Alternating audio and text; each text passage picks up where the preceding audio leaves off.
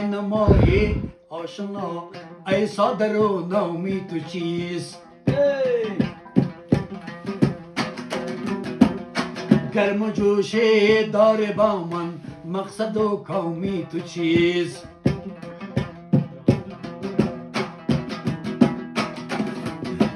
اگر به وقتی ناشناسی یا خطت بر من رسید گر نداری تار با من خط و پیغام گر نداری تار با من خط و پیغامی تو چیست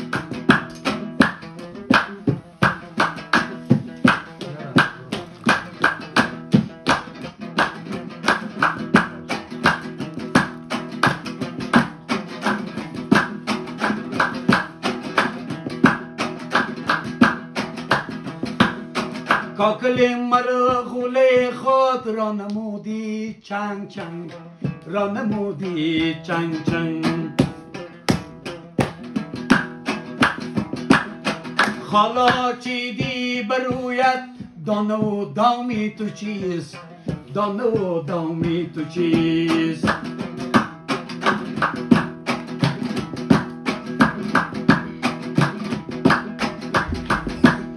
از خرابات و مناجات اشقری ببری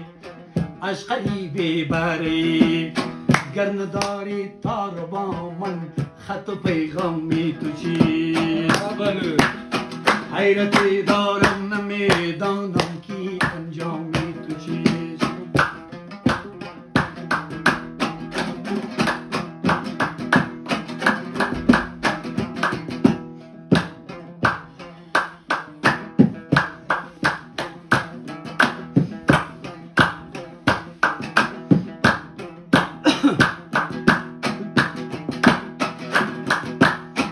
تا که من از فراقت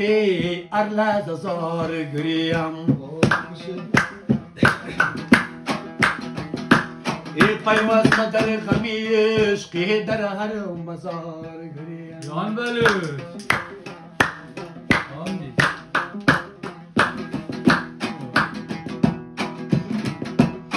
فردا که می برندم بردار می کشندم وی از غمای رفیقایم با زیر دار گریم وی از غمای جدای با زیر دار گریم